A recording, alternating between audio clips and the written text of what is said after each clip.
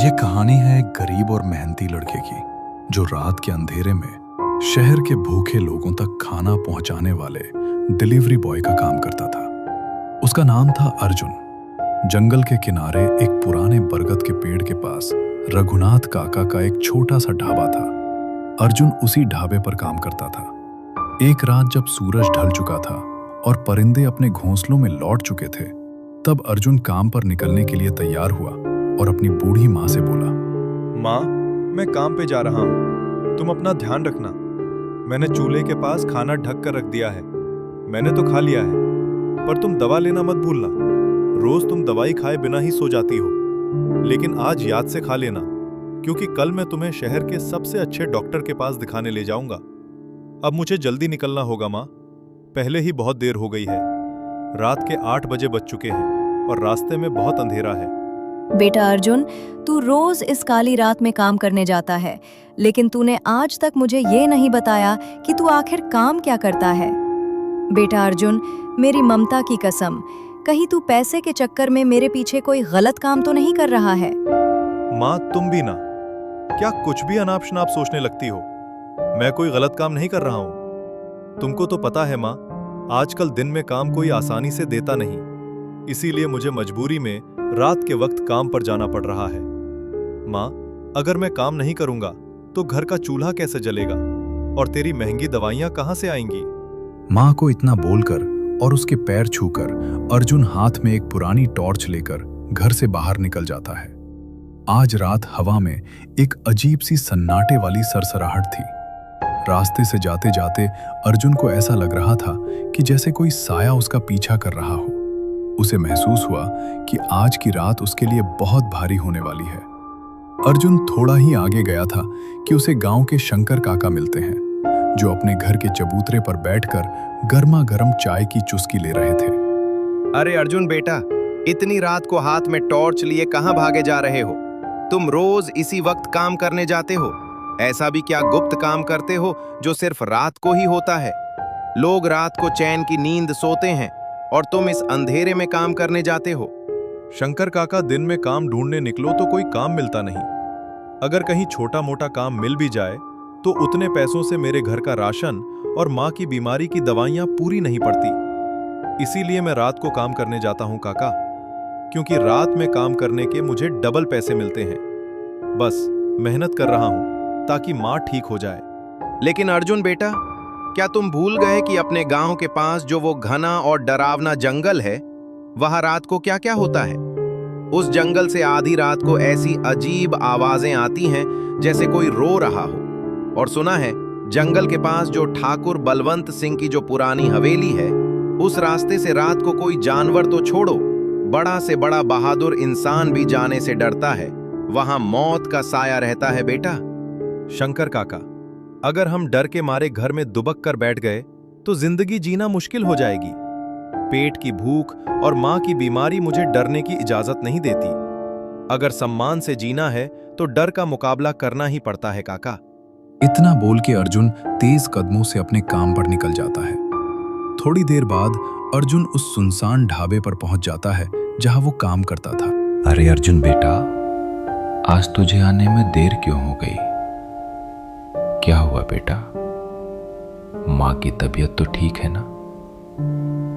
अगर तुझे पैसों की तंगी है या कोई और परेशानी है तो तू मुझे बेझिझक बोल सकता है, शर्मा मत।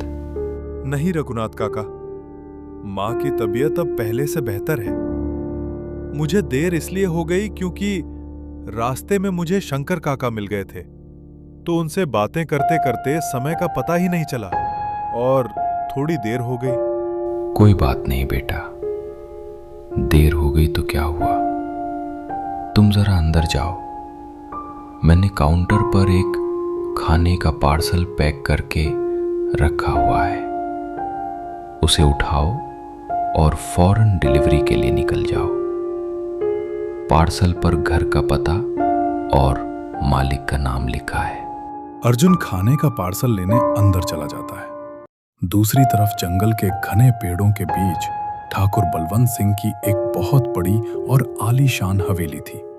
उस हवेली के जंग लगे लोहे के गेट के पास एक पुरानी लकड़ी की कुर्सी पर चौकीदार हरिदयाल बैठा हुआ था। वो पिछले 25 सालों से उस हवेली की वफादारी से रखवाली कर रहा था। हवेली के अंदर ठाकुर बलवंत सिंह भूख के मारे तिलमिला रहे थे। उनका मिजाज बहुत कड़क था।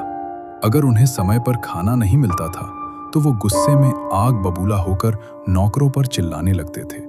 अबे ओ रामलाल के बच्चे, कहाँ मर गया बे? सो गया क्या कामचोर कहीं का? जल्दी इधर आ बे। अबे ओ रामलाल, बहरा हो गया है क्या? जल्दी इधर आ। ठाकुर साहब की ये कड़क और डरावनी आवाज सुनकर रामलाल थर थर कांपते हुए दौड़कर ठाकुर साहब के कमरे में आता है। रामलाल जब कमरे में आया तो उसका पूरा शरीर डर के मारे बुरी तरह कांप रहा था और उसके माथे से पसीना टपक रहा था। जी जी मालिक, आपने मुझे बुलाया, हुक्म कीजिए मालिक। अरे ओ रामलाल के बच्चे, मैंने तुझे कितनी बार आवाज दी? कहाँ मर गया था तू? क्या मेरे घर में मुफ्त की रोटियां तोड़ने के लिए रखा है तुझे? मालिक, दिन भर काम करते करते मैं बहुत थक गया था, इसीलिए बिस्तर पर लेटते ही मेरी आंख लग गई थी। आंख लगने की वजह से मुझे आपकी आवाज बराबर सुनाई नहीं दी। माफ कर दीजिए मालिक। अबे ओ रामलाल, तू मेरी हवेली में सोने आता है या काम करने? तुझे मैं काम करने की तनख्वाह देता हूँ, ना कि चादर तान के सोने की। अब जबान मत लड़ा और जल्दी मेरे लिए गर्मा गर्म खाना लेकर आ। मुझे पेट में चूहों की तरह जोरों की भूख लगी है। मालिक, वो खाना तो खत्म हो गया है, आप थोड़ी देर रुक जाइए। मैं रसोई में जाकर आपके लिए अभी गर्मा गर्म खाना बनाकर लेकर आता हूँ। क्या खाना खत्म हो गया है? रामलाल, तुझे अच्छी तरह पता है ना कि मुझे रात को ठीक 9 बजे खाना चाहिए। फिर तू ये कैसे कह रहा है कि खाना खत्म हो चुका है? तेरी हिम्मत कैसे हुई? मालिक, लेकिन खाना बनाने वाला रसोइया आज अपने गांव गया हुआ है। आपने ही तो उसे कल काम से छुट्टी दी थी, इसीलिए आज समय पर खाना नहीं बन पाया। मैं अभी बस 10 मिनट में आपके लिए कुछ तैयार कर लाता हूँ। अबे रामलाल, तू कब खाना बनाएगा और मैं कब खाना खाऊंगा? तेरे हाथ की रसोई खाते खाते तो सुबह हो जाएगी। तू रहने दे। हमारे गांव के जंगल के पास जो रघुनाथ का ढाबा है, मैं उसी ढाबे से फोन करके खाना ऑर्डर कर देता हूँ। अब तू जल्दी यहाँ से निकल और अपना मनहूस मुंह मत दिखा। ठाकुर की ये कड़वी और अपमानजनक बातें सुनकर बेचारा रामलाल सिर झुकाकर वहां से चला जाता है। ठाकुर साहब अपना फोन उठाते हैं और उस जंगल के पास वाले ढाबे पे फोन मिलाते हैं। हेलो रघुनाथ, मुझे अभी के अभी खाना ऑर्डर करना है। मुझे बहुत जोरों की भूख लगी है और आज मेरे रसोइये ने खाना नहीं बनाया है, तो तुम जल्दी से किसी को मेरे हवेली पर खाना लेकर भेज दो। देरी नहीं होनी चाहिए। लेकिन ठाकुर साहब, इस वक्त खाने का ऑर्डर मैं ले नहीं सकता। रात के 10 बजे बज रहे हैं और उस खौफनाक जंगल के रास्ते से इस वक्त खाना लेकर कौन आएगा? और जो लड़का मेरे ढाबे पर काम करता था, वह भी एक ऑर्डर लेकर पहले ही बाहर गया हुआ है। रघुनाथ, मुझे फालतू की बातें सुनने की आदत नहीं है।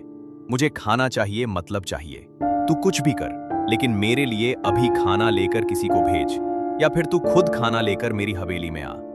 ठाकुर साहब, आज अमावस्या की काली रात है और ऊपर से रात के 10 बजे बज रहे हैं। वो जंगल का रास्ता बिल्कुल सुनसान और खतरनाक है। उस रास्ते से अभी आना मतलब अपनी मौत को दावत देने जैसा होगा। नहीं मालिक, मैं इस वक्त आपके खाने का ऑर्डर नहीं ले सकता। रघुनाथ, तू मुझे ना कह रहा है? अगर तूने मेरा खाना मेरी हवेली में अभी नहीं पहुंचाया तो तेरी खैर नहीं। कल सुबह तेरे ढाबे की क्या हालत होगी ये तू अच्छी तरह सोच लेना। जल्दी मेरे लिए खाना भेज, वरना मुझसे बुरा कोई नहीं होगा। अब मैं फोन रखता हूँ। आधे घंटे के अंदर खाना मेरी मेज पर होना चाहिए। ठाकुर साहब की ये धमकी भरी बातें सुनकर रघुनाथ काका बुरी तरह डर जाते हैं और पसीना पोंछने लगते हैं। तभी सामने से 2 शहरी लोग ढाबे पे आने लगते हैं। काका, क्या यहाँ खाने के लिए कुछ मिलेगा? हम शहर से आए हैं और बहुत दूर जाना है। बेटा, खाना तो सब खत्म हो चुका है, क्योंकि रात के 10:30 हो गए हैं। इसीलिए मैंने ढाबे की रसोई बंद कर दी है। तुम लोगों को खाना तो नहीं मिलेगा, लेकिन हाँ, अगर चाहो तो मैं तुम लोगों के लिए चाय बना कर दे सकता हूँ। ठीक है काका, अगर खाना खत्म हो गया है तो कोई बात नहीं, आप हमारे लिए चाय ही बना दीजिए। अगर हमें आगे जाकर कोई और होटल या ढाबा दिखेगा तो हम वहीं खाना खा लेंगे। आप बस कड़क चाय बना दीजिए। ठीक है बेटा, बस 10 मिनट रुक जाओ, मैं अभी तुम दोनों के लिए गर्मा गर्म चाय बना देता हूँ। दूसरी तरफ अर्जुन अपना पिछला ऑर्डर पहुंचाकर अपनी पुरानी बाइक लेकर सुनसान रास्ते से ढाबे की तरफ लौट रहा था। रात के करीब 10:30 हो चुके थे। रास्ते में झाड़ियों से अजीब अजीब डरावनी आवाजें आ रही थी, लेकिन घर में बीमार माँ की दवाई के लिए अर्जुन निडर होकर काम कर रहा था। कुछ देर बाद अर्जुन बाइक लेकर ढाबे पर पहुंच जाता है, लेकिन वो देखता है कि रघुनाथ काका ढाबे के बाहर बहुत उदास और दुखी होकर बैठे हुए थे। अर्जुन उनके पास गया और बोला, क्या हुआ काका? आप इतने दुखी और परेशान क्यों लग रहे हो? क्या बात है काका? कोई परेशानी है क्या? अगर कोई समस्या है तो मुझे बताइए, मैं आपकी मदद करूंगा। बेटा अर्जुन, अब तुमको क्या बताऊं? जब तुम पिछला ऑर्डर लेके यहाँ से गए तो उसके तुरंत बाद हवेली से ठाकुर साहब का फोन आया था। उन्होंने खाने का ऑर्डर दिया है, लेकिन बेटा उस भयानक जंगल के रास्ते से इस खौफनाक रात में खाना लेकर हवेली कौन जाएगा? रात को उस हवेली की तरफ जाने वाला रास्ता बिल्कुल ठीक नहीं है बेटा, वहां बुराइयों का साया है। लेकिन काका, हमारा काम ही तो यही है कि भूखे लोगों तक खाना पहुंचाना। हम अपने काम से पीछे कैसे हट सकते हैं? लेकिन अर्जुन बेटा, रात के 11 बजे बज रहे हैं और उस जंगल से खाने का ऑर्डर ले जाना मतलब अपनी मौत को खुद बुलावा देना होगा। वहां जो कुछ होता है तुम नहीं जानते। काका, आप उसकी बिल्कुल टेंशन मत लो। मैं ठाकुर साहब की हवेली में खाना लेकर जाऊंगा। अगर डर के मारे काम करना बंद कर दिया तो जीना वैसे भी मुश्किल हो जाएगा। मैं अभी खाना लेकर ठाकुर साहब की हवेली की ओर निकलता हूं। इतना बोल के अर्जुन ने अपने बाइक के पीछे खाने का थैला रखा और उस सुनसान डरावने जंगल के रास्ते से ठाकुर साहब की हवेली की तरफ बिना डरे बाइक स्टार्ट कर दी। रास्ते में घने जैसे कोई हाथ उसे पकड़ने की कोशिश कर रहे हों। जाते जाते अर्जुन को अचानक महसूस होने लगा कि उसकी बाइक के पीछे कोई उसका पीछा कर रहा है, लेकिन अर्जुन अपनी नजरें सामने टिकाए बाइक चलाता रहा। अचानक पीछे से उसे किसी के जोर जोर से हंसने की आवाज सुनाई दी। आवाज सुनते ही अर्जुन के रोंगटे खड़े हो गए और उसने बाइक रोक दी। वो नीचे उतरा और हिम्मत जुटाकर बोला, कौन है यहाँ? जो भी हो, अगर मुझे डराने की कोशिश करोगे तो भी मैं डरने वाला नहीं हूं, क्योंकि मेरे साथ मेरी माँ का आशीर्वाद है। अगर कोई है तो कायरों की तरह छुपो मत, सामने आओ। लेकिन उसके पीछे कोई भी नहीं दिखा, सिर्फ सन्नाटा था। तभी अचानक झाड़ियों के पीछे से एक इंसान अर्जुन की तरफ धीरे धीरे आने लगता है। दूर होने की वजह से अर्जुन को उसका चेहरा साफ दिखाई नहीं दे रहा था। जैसे ही वो इंसान अर्जुन के करीब आया तो अर्जुन ने देखा कि वो एक भिखारी के लिबास में था। उसके शरीर पर फटे पुराने कपड़े थे। उसका चेहरा पीला और सूखा हुआ था। ऐसा लग रहा था कि बहुत दिनों से उसने एक निवाला भी नहीं खाया है। उसका शरीर बिल्कुल अधमरा सा दिख रहा था। चाचा, कौन हो आप? और इतनी डरावनी रात को आप इस सुनसान जंगल में अकेले क्या कर रहे हो? आपकी हालत देखकर ऐसा लगता है कि आपने बहुत दिनों से कुछ खाया नहीं है। बेटा, मैं इसी जंगल में रहता हूँ। ये जंगल ही मेरा घर है। बेटा, मैंने पिछले 10 दिनों से अन्न का एक दाना भी नहीं चखा है। आज तक इस जंगल के पेड़ों से जो फल मिलते थे वो खाकर गुजारा कर लेता था, लेकिन अब तो वो भी नहीं मिलते। अगर मुझे अभी खाना नहीं मिला तो मैं भूख से तड़प तड़प कर मर जाऊंगा। अगर तुम्हारे पास थोड़ा भी खाना हो तो खुदा के वास्ते मुझे खिला दो। चाचा, मेरे पास खाना तो है, लेकिन ये खाना मैं ठाकुर साहब की हवेली में देने जा रहा हूँ। अगर मैं ये खाना लेकर नहीं गया तो ठाकुर साहब बहुत गुस्सा करेंगे और काका की नौकरी पर बात आ जाएगी। आप एक काम करिए, थोड़ा आगे चले जाइए। वहां आपको रघुनाथ काका का ढाबा दिखाई देगा। वहां आपको भरपेट खाना मिल जाएगा। बेटा, मुझे तो अभी खाना चाहिए। मेरा शरीर बहुत कमजोर हो गया है। मैं अब ढाबे तक चलकर नहीं जा सकता। मेरी जान निकल रही है बेटा। ठीक है चाचा, मैं आपकी हालत देख नहीं पा रहा। मैं आपको इसमें से थोड़ा खाना निकाल कर देता हूँ। इसमें दाल और रोटी है, आप जल्दी से खा लीजिए। नहीं बेटा, मुझे दाल रोटी पसंद नहीं है। मुझे तो इंसान का ताज़ा मांस पसंद है। क्या तुम अपना मांस मुझे खाने के लिए दे सकते हो? ये क्या बोल रहे हो आप? आप क्या पागल हो गए हो? कोई इंसान किसी इंसान का मांस कैसे खा सकता है?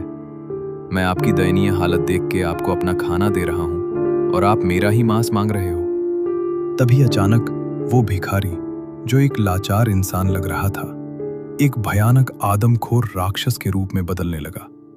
उसका चेहरा विकृत हो गया, आंखें खून की तरह लाल हो गई। वो इतना डरावना लग रहा था कि अर्जुन उसे देख के कांपने लगा। उसके दांत भेड़िए की तरह लंबे हो गए और नाखून किसी जंगली जानवर की तरह बड़े बड़े और नुकीले हो गए। अर्जुन, अब तुम यहां से जिंदा नहीं भाग सकते। मुझे तुम्हारा ताज़ा मांस खाना है। मुझे इस जंगल में बहुत दिनों से किसी इंसान का मांस खाने को नहीं मिला है।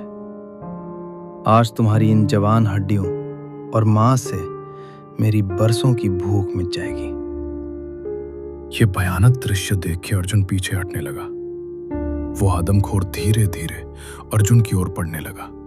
तभी अचानक झाड़ियों को चीरते हुए गांव के बुजुर्ग शंकर काका अपने हाथ में एक जलती हुई मशाल लिए वहां पहुंच जाते हैं। जैसे ही शंकर काका मशाल ले वहां आए, आदमखोर रुक गया। रुक जा आदमखोर, इस मासूम बच्चे को छोड़ दे, वरना मैं इस जलती हुई मशाल से तेरे पूरे शरीर को जलाकर राख कर दूंगा। जल्दी यहां से भाग जा, वरना अंजाम बुरा होगा। जैसे ही शंकर काका ने जलती हुई मशाल उस आदमखोर की आंखों के सामने लहराई, आग की गर्मी और रोशनी देख के वो आदमखोर डर के मारे जंगल के अंधेरे में कहीं गायब हो गया। शंकर काका, अगर आज आप सही वक्त पर ना आते तो वो आदमखोर मुझे जिंदा ही खा गया होता। आपका बहुत बहुत धन्यवाद काका, आपने मेरी जान बचा ली। बेटा अर्जुन, मैंने तुमको और गांव वालों को पहले ही बोला था कि इस जंगल से रात को गुजरना मतलब अपनी मौत को बुलावा देना है। आज तो मैं पास ही था, पर रोज ऐसा नहीं होगा। हाँ शंकर काका, आपकी बात बिल्कुल सही है। ये जंगल बहुत ही भयानक और डरावना है। लेकिन काका, मैं ठाकुर साहब को खाना देने जा रहा था। मुझे किसी भी हाल में ये खाना ठाकुर साहब की हवेली में पहुंचाना ही होगा, वरना वो ढाबे वाले काका को बहुत परेशान करेंगे। ठीक है अर्जुन बेटा, अगर तुझे ये खाना पहुंचाना इतना ही जरूरी है तो मैं भी तुम्हारे साथ हवेली तक चलता हूं, ताकि रास्ते में तुम्हारे ऊपर फिर कोई मुसीबत ना आए।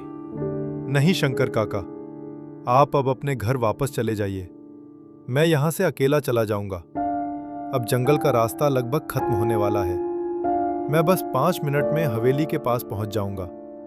अब मुझे डर नहीं लग रहा। इतना बोलकर शंकर काका अपने घर वापस जाने लगे और अर्जुन भी अपनी बाइक स्टार्ट करके हवेली की तरफ बढ़ गया। कुछ ही दूर जाने के बाद वो सुनसान जंगल का रास्ता खत्म हो गया और एक बड़ा सा मैदान आया। थोड़ी ही दूर पर उसे ठाकुर साहब की विशाल हवेली दिखाई दी।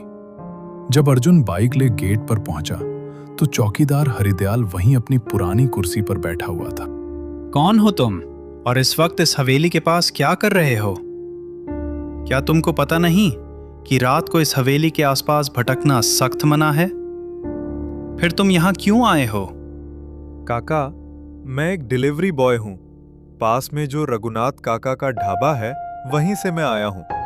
ठाकुर साहब ने खाने का ऑर्डर दिया था, उसी को लेकर मैं यहाँ तक आया हूँ। क्या ठाकुर साहब ने खाना ऑर्डर किया था? लेकिन बेटा, इस वक्त ठाकुर साहब के कमरे में जाना मतलब अपने आप को गालियां खिलाने और मुसीबत मोल लेने जैसा होगा। मेरी बात सुनो बेटा, तुम ये खाना मुझे दे दो। मैं सावधानी से इसे ठाकुर साहब के कमरे तक पहुंचा दूंगा। नहीं काका, खाना मुझे ही लेकर जाने दीजिए। मालिक ने कहा था कि ठाकुर साहब ने मुझे ही खाना लेकर बुलाया है और मुझे ये पार्सल उन्हीं के हाथ में देना है। ठीक है बेटा, जैसी तुम्हारी मर्जी। लेकिन जब तुम अंदर जाओ और ठाकुर साहब के कमरे के पास पहुंचो तो याद रखना, कमरे के अंदर पैर मत रखना। बाहर से ही ठाकुर साहब को आवाज देना। चौकीदार की ये रहस्यमयी बातें सुन के अर्जुन ने हवेली के बाहर ही अपनी बाइक खड़ी कर दी। उसने खाने का पैकेट कस के पकड़ा और हवेली के बाहरी दरवाजे को धकेल कर अंदर चला गया। जब अर्जुन हवेली के मुख्य हॉल में गया तो उसे अजीब और डरावनी फुसफुसाहटें सुनाई देने लगी। ऐसा लग रहा था जैसे हवेली की दीवारें उसे पुकार रही हो। अर्जुन डरते डरते हवेली के बीचों बीच पहुंचा।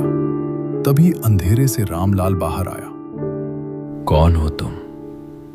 और तुम हवेली के अंदर इस तरह कैसे घुस आए? क्या तुम्हें पता नहीं है कि ठाकुर साहब की हवेली के अंदर रात को किसी भी बाहरी इंसान का आना मना है? तुम अंदर कैसे आए? और तुम्हारे हाथ में ये क्या है? काका, मैं तो ठाकुर साहब के लिए खाना लेकर आया हूँ। मैं जंगल के उस पार जो रघुनाथ काका का ढाबा है वहीं से आया हूँ। मैं एक डिलीवरी बॉय हूँ और ये खाना पहुंचाना मेरी जिम्मेदारी है। अच्छा तो तुम वही हो जो ठाकुर साहब के लिए खाना लेकर आए हो। हाँ, ठाकुर साहब ने वाकई खाना ऑर्डर किया था। चलो मेरे साथ, मैं तुमको ठाकुर साहब के कमरे तक ले चलता हूं। दोनों धीरे धीरे ठाकुर साहब के कमरे की ओर बढ़े। हवेली में अजीब सी ठंडक थी। जैसे ही दोनों कमरे के दरवाजे के पास पहुंचे, रामलाल ने अर्जुन को रुकने का इशारा किया। बेटा, तुम यहीं कमरे के बाहर खड़े रहो। मैं अभी अंदर जाकर ठाकुर साहब से पूछ कर आता हूं कि उन्हें खाना अभी लेना है या बाद में। रामलाल ठाकुर साहब के कमरे के अंदर गया, लेकिन जैसे ही उसने अंदर का नजारा देखा, उसकी चीख निकल गई। ठाकुर साहब जमीन पर बेहोश और नीले पड़े थे। ये देख के रामलाल बुरी तरह डर गया और भागता हुआ बाहर आया। उसके चेहरे पर मौत जैसा डर था। क्या हुआ काका? आप इतना क्यों डर गए? ठाकुर साहब ने क्या कहा? क्या अब मैं खाना देने के लिए कमरे के अंदर जा सकता हूं? बेटा, अनर्थ हो गया। ठाकुर साहब कमरे में नीचे बेहोश पड़े हैं। लगता है उन्हें कुछ बहुत बुरा हो गया है। शायद वो अब नहीं रहे। ये सुनकर अर्जुन और रामलाल हिम्मत जुटाकर फिर से कमरे में गए। लेकिन जैसे ही उन्होंने कमरे में कदम रखा, उनके होश उड़ गए। कमरे में ठाकुर साहब की लाश या शरीर कहीं नहीं था। काका, आप तो अभी बोले थे कि ठाकुर साहब यहां बेहोश पड़े हैं, लेकिन यहां तो कोई भी नहीं है। अगर ठाकुर साहब इस कमरे में ही थे तो इतनी जल्दी कहां गायब हो गए? तभी अचानक पूरे कमरे में जोर जोर से हंसने की आवाज गूंजने लगी। वो आवाज इतनी भारी और भयानक थी कि दीवारें कांपने लगी। वो आवाज किसी और की नहीं बल्कि ठाकुर साहब की ही थी। अरे ओ रामलाल, इस लड़के ने खाना लाने में बहुत देर कर दी। भूख के मारे तड़प तड़प कर मेरी जान चली गई और मेरी आखिरी इच्छा अधूरी रह गई। लेकिन अब मुझे इस खाने की जरूरत नहीं है। अब मैं इसी लड़के का गर्म खून पीकर अपनी भूख मिटाऊंगा। ये देख के अर्जुन और रामलाल के पैरों तले जमीन खिसक गई। दोनों अपनी जान बचाने के लिए कमरे से बाहर भागे। जैसे ही वो हवेली के गेट की तरफ दौड़ रहे थे, ऊपर की बालकनी से ठाकुर साहब की रूह चौकीदार को चिल्लाकर बोली, अरे ओ हरदयाल, उस लड़के को हवेली के गेट के बाहर कदम नहीं रखने देना। उसे वहीं पकड़ के रख। मैं नीचे आकर उसका शिकार करूंगा। बेटा अर्जुन, तू यहां से जल्दी भाग जा। अपनी बाइक की चिंता मत कर, बस अपनी जान बचा। मैं इस दुष्ट चौकीदार को रोक के रखता हूं जब तक तू इस जंगल की सीमा के बाहर नहीं चला जाता। अरे क्या हुआ अर्जुन बेटा, तुम इस तरफ बदवास क्यों भाग रहे हो? और तुम्हारी बाइक कहाँ गई? तुम तो ठाकुर साहब की हवेली पर खाना देने गए थे ना? वहां आखिर ऐसा क्या हुआ जो तुम इस हाल में हो? रघुनाथ काका, हवेली पे जो भयानक मंजर मैंने देखा है, अगर वो मैंने आपको बताया तो आप भी डर के मारे यहां से भागने लगेंगे और दोबारा कभी उस तरफ नहीं देखेंगे। ऐसा भी क्या हुआ उस हवेली पर जो तुम इतने डरे हुए हो और पसीने पसीने हो रहे हो?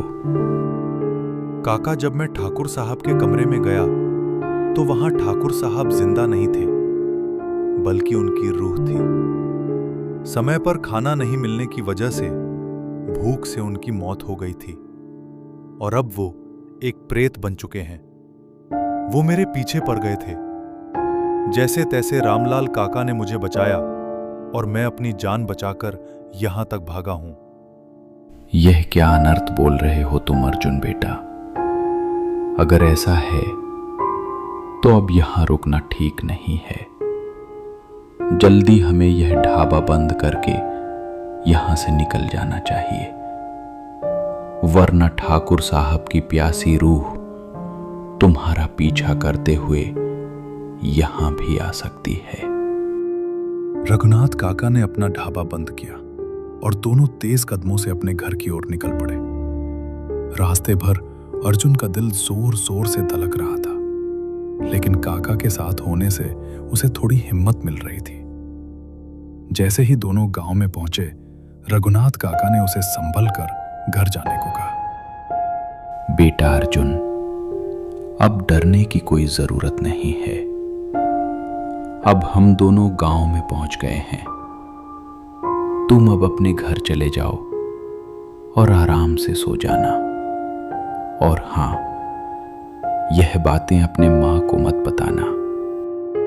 रघुनाथ काका की ये बातें सुन के अर्जुन अपने घर के ओर निकल जाता है। जब अर्जुन घर पहुंचा तो अर्जुन को सामने देखकर उसकी मां हैरान रह गई। अरे अर्जुन बेटा, आज तू काम से इतनी जल्दी घर वापस कैसे आया? अभी तो रात के 12 भी नहीं बजे और तू आज इतनी जल्दी काम से घर लौट आया। सब ठीक तो है ना बेटा? और तेरा चेहरा इतना उतरा हुआ और सफेद क्यों पड़ा है? हाँ माँ, सब ठीक है। बस आज ढाबे पर काम जल्दी खत्म हो गया और काका ने कहा कि आज अमावस्या की रात है तो जल्दी घर चले जाओ। माँ, आज मेरा मन बहुत घबरा रहा है। बस तू मेरे पास बैठ। तू चिंता मत कर बेटा।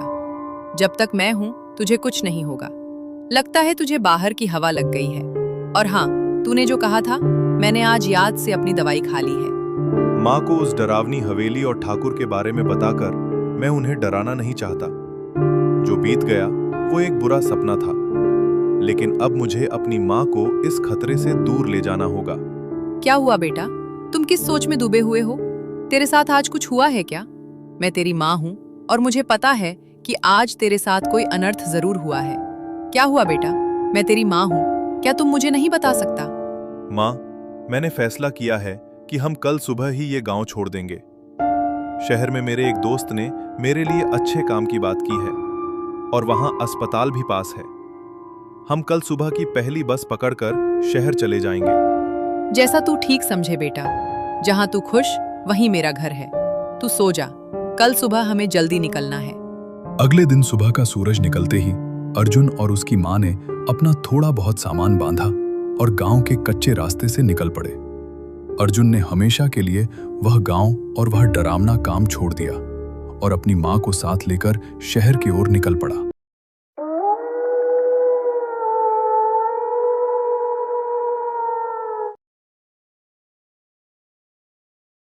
रात का दूसरा पहर, घड़ी की सुई 12 बजे के पार जा चुकी है।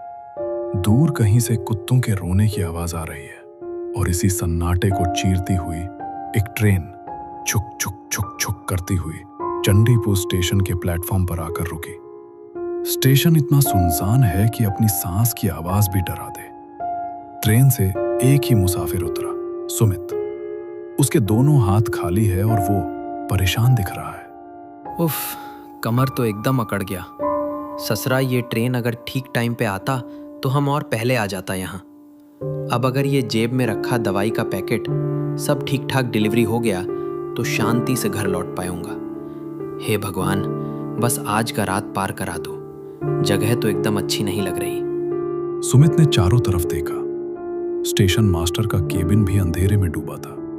सिर्फ एक पीली लाइट टिमटिमा रही थी जो कभी भी बुझ सकती थी।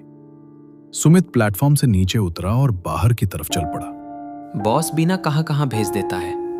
बोला था स्टेशन के बाहर टोटो रिक्शा सब लाइन लगा के खड़ा रहेगा। यहाँ तो एक परिंदा भी नहीं दिख रहा। अब सोनाजुरी गांव कैसे जाएंगे? स्टेशन से बाहर निकलकर सुमित कच्ची सड़क पर चलने लगा। कोहरा इतना घना था कि रास्ता साफ नहीं दिख रहा था।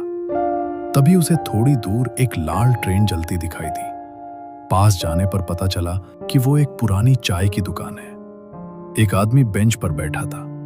सुमित उसके पास गया, लेकिन दुकान के आगे जाकर खड़ा हो गया। ए दादा, सुन रहे हैं? ए जी एक ठो हेल्प करेंगे? दुकानदार राजू अजीब नजर से सुमित को घूरता है। क्या बात है बाबू, इतना रात को यहाँ रास्ता भूल गए क्या? हमको ये पता एक तो बोल देंगे। हम असल में बहुत दूर से आया है। यहाँ का रास्ता घाट हम वैसा कुछ पहचानता नहीं है। हमको सोनाझुरी गांव जाना है। सोनाझुरी? माथा खराब है कि वह तो यहाँ से बहुत दूर है, और अभी अभी आप कैसे जाएगा? रास्ता भी तो ठीक नहीं है बाबू, जंगल का रास्ता है। देखिए दादा, मेरे जेब में जो बॉक्स है ना, इसमें बहुत कीमती और ज़रूरी दवाई है। कंपनी का ऑर्डर है, आज ही पहुंचाना होगा, नहीं तो नौकरी चला जाएगा। आता नौकरी का चक्कर बड़ा खराब होता है।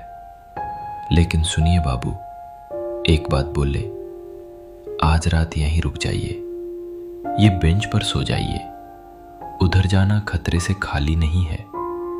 आजकल तो ऐसा मानुष देखा ही नहीं जाता जो सच बोले, और जो दिखता है वो हमेशा इंसान नहीं होता। डराइए मत दादा, मुझे जाना ही होगा। कोई गाड़ी वाड़ी मिलेगा? गाड़ी तो मुश्किल है, तो बे इकट्ठू सावधान में रहिएगा। रात के बेला यहाँ का रास्ता घाट में बड़ा विपद है।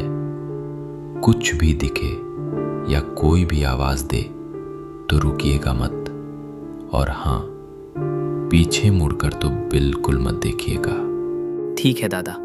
सुमित चाय वाले की चेतावनी सुनकर और भी डर गया, लेकिन मजबूरी में वो आगे बढ़ी। सन्नाटे में सिर्फ उसके जूतों की आवाज आ रही थी। तभी पीछे से एक अजीब सी आवाज आई, जैसे कोई पुरानी मशीन सांस ले रही हो। अरे कोई गाड़ी आ रहा है, शायद जान में जान आया। अंधेरे में से एक काला टूटा फूटा ऑन्टो निकल कर आया। ऑन्टो के शीशे काले थे। ऑन्टो सुमित के ठीक बगल में आकर रुका। ड्राइवर का चेहरा अंधेरे में था। हे दादा, कहाँ जाएंगे बोलिए, हम पहुंचा देंगे। बैठिए पीछे। ए दादा, आप भगवान बन के आए हैं। हमको सोनाझुरी जाना है, छोड़ देंगे? एकदम छोड़ देंगे। ऐसी जगह छोड़ेंगे कि फिर कहीं जाने का जरूरत नहीं पड़ेगा। बैठिए। सुमित ऑटो की पिछली सीट पर बैठ गया। उसके हाथ अभी भी खाली थे। दवाएं उसकी जेब में ही था। ऑन्टो ने रफ्तार पकड़ी। हवा ठंडी हो गई थी। सुमित ने देखा कि ऑन्टो वाला बार बार रियर व्यू मिरर में सुमित को नहीं बल्कि उसके जेब को घूर रहा है। ये आदमी बड़ा अजीब लग रहा है, और ये रास्ता, ये तो जंगल की तरफ जा रहा है। करीब 20 मिनट बाद अपने जंगल के बीचों बीच ऑटो ने एक जोरदार झंडा दिखाया और कच करके रुक गया। चारों तरफ सिर्फ झाड़ियां और सन्नाटा था। अरे की हुआ मुसाई, ऐसे ऐसे खड़ा क्यों हो गए? गाड़ी खराब हो गया की? कुछ नहीं बाबू, आप बैठिए। इंजन गर्म हो गया है, थोड़ा हवा लगने दीजिए। तभी सुमित ने देखा कि सड़क के किनारे एक पेड़ के नीचे अंधेरे में एक लंबा चौड़ा आदमी पहले से खड़ा था। ऑटो वाला उतरा नहीं, बस खिड़की से उस आदमी को इशारा किया। वो आदमी धीरे धीरे ऑटो के पास आया। ये कौन है? यहाँ जंगल में क्या कर रहा है? फिर ले आया, मना किया था ना। अरे माल आसानी से खुद चल के आया है। तू चुप कर। ए बाबू, उतरिए मत, भाग जाइए यहां से। ये जगह ठीक नहीं है। हम पुलिस को बुला लेंगे। जाओ यहां से। सुमित कुछ समझ नहीं पाया। यह आदमी ऑटो वाले को डांट रहा था या सुमित को बचा रहा था। तभी ऑटो वाले ने गुस्से में ऑटो स्टार्ट किया। साला पागल कहीं का, दिमाग खराब कर दिया। बाबू आप उतरिए, आगे रास्ता खराब है, ऑटो नहीं जाएगा। क्या यहाँ इस जंगल में? हाँ, वो सामने देखिए, एक पुराना घर है, वहां पूछ लीजिए, वो रास्ता बता देंगे। उतरिए। ऑटो वाले ने सुमित को लगभग जबरदस्ती उतार दिया और वहां से ऑटो घुमाकर तेजी से भाग गया। सुमित अब घने जंगल में बिल्कुल अकेला था। सुमित के पास कोई चारा नहीं था। सामने एक टूटी पुराना घर दिख रहा था। दरवाजा लकड़ी का था और बहुत पुराना लग रहा था। सुमित ने दरवाजे को छुआ भी नहीं कि दरवाजा अपने आप खुल गया। कोई है? माफ कीजिएगा, मैं रास्ता भटक गया हूँ। अंदर एक मध्यम रोशनी थी। एक आदमी कुर्सी पर बैठा था, लेकिन अजीब बात यह थी कि वो हिलडुल नहीं रहा था। आ गए? हम तुम्हारा ही इंतजार कर रहे थे। आपको कैसे पता मैं आने वाला हूँ? क्योंकि यहाँ जो आता है वो अपनी मर्जी से नहीं, हमारी मर्जी से आता है। सुमित की चीख निकल गई। तभी घर का दरवाजा जोर से बंद हो गया और बाहर से आवाज आने लगी। दरवाजा खोल, शिकार हाथ से निकल जाएगा। अबे ओ, अंदर आने दे, आज बहुत दिन बाद दावत मिली है। ये तो वही ऑटो वाला और वो आदमी है। ये यहाँ कैसे आ गए? तभी सुमित ने देखा कि दरवाजा खुला नहीं, बल्कि वो दोनों आदमी भोला और कालू दरवाजे के आर पार होकर अंदर आ गए। उनके पैर जमीन पर नहीं थे और जो कुर्सी पर बैठा आदमी गायब हो गया। कि दादा पहचान पाए हमको? हम वही ऑटो वाले हैं। तुम लोग इंसान नहीं हो? इंसान तो हम 10 साल पहले थे, अब तो हम सिर्फ भूख हैं। देखते ही देखते उन दोनों का रूप बदलने लगा। उनका चेहरा पिघलने लगा, आंखें अंगारे जैसी लाल हो गई। भोला ने अपना हाथ ऊपर उठाया और बिना सुमित को छुए जादू से सुमित को हवा में उठा दिया। बचाओ, मुझे नीचे उतारो। इसका शरीर बहुत मजबूत है, तुम्हारी बरसों की भूख मिटाएगा, लेकिन पहले इसे तर पाएंगे। जैसे उस पुलिस वाले ने हमें जलाया था, वैसे ही हम इसकी जान निकाल लेंगे। सुमित का शरीर हवा में खींचने लगा। उसे लगा अब उसकी हड्डियां टूट जाएंगी। उसने अपनी आंखें बंद कर ली और अपने परिवार को याद करने लगा। भगवान, कोई तो बचाओ। जब मौत एकदम सामने थी, तभी उस अंधेरे कमरे में एक नीली रोशनी चमकी। एक कड़कदार आवाज गूंजी, छोड़ दो उसे, छोड़ दो उसे। यह आवाज इतनी भारी थी कि पूरा घर कांप गया। भोला और कालू डर के मारे पीछे हट गए। सुमित धड़ाम से जमीन पर गिर पड़ा।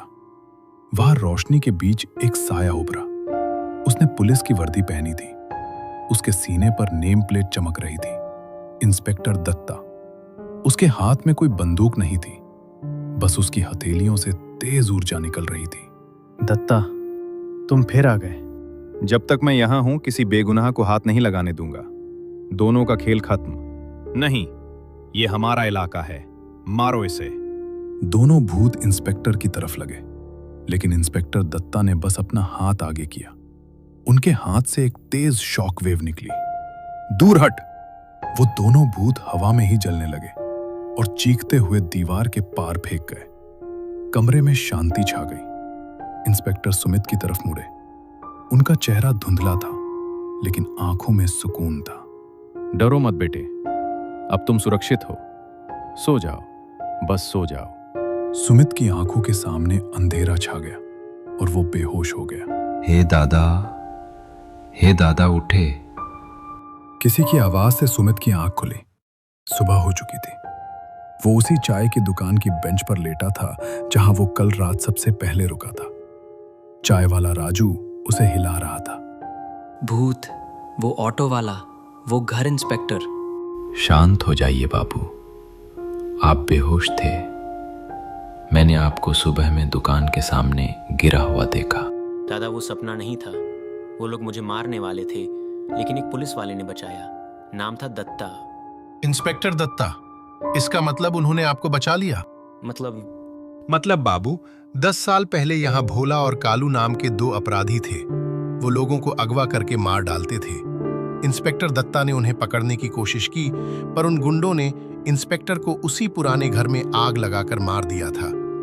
हे भगवान, लेकिन मरने से पहले इंस्पेक्टर ने कसम खाई थी कि वो इन शैतानों को छोड़ेंगे नहीं।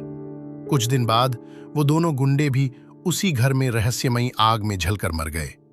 गांव वाले कहते हैं कि इंस्पेक्टर दत्ता की आत्मा आज भी उस जंगल में पहरा देती है। जो भी मुसीबत में होता है, वो खाकी वर्दी वाला फरिश्ता उसे बचा लेता है। सुमित ने अपने जेब में दवाएं पैक को कसकर पकड़ा, बिना हाथ से छुए। बस टैप्स महसूस किए, उसकी जान बच गई थी। दादा मैं चलता हूँ, अब जिंदगी में कभी इस शॉर्टकट के चक्कर में नहीं पड़ूंगा। सुमित ने स्टेशन की तरफ दौड़ लगा दी। दूर जंगल के किनारे धुंध में एक धुंधला साया खड़ा था। उसने धीरे से अपना हाथ उठाकर सुमित को सैल्यूट किया और फिर हवा में गायब हो गया। ट्रेन की सीटी बजी और सुमित की जिंदगी की गाड़ी फिर से पटरी पर लौट आई।